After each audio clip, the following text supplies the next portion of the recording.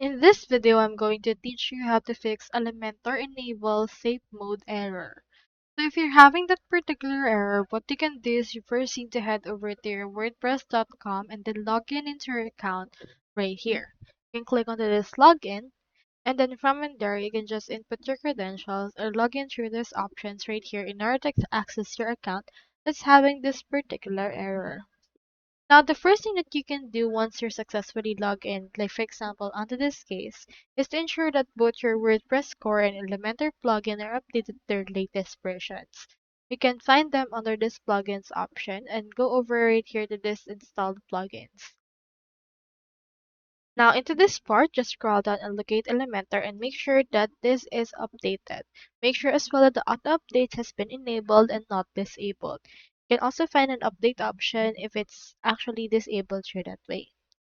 Next thing we need to do is we need to enable safe mode. To do that, head over right here to your Elementor and head over right here to the tools.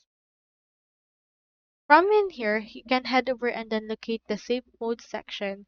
For example, in here on the maintenance mode, you can choose in here the mode that you want.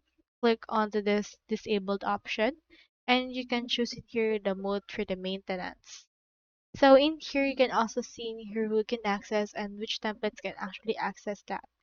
Now under this general as well, you can see the save mode right here. So as of right now, it's disabled.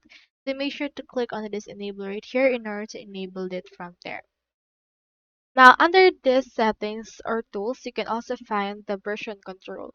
In here, you can actually reinstall further versions so you can revert back to the previous safest version that you don't have this particular error.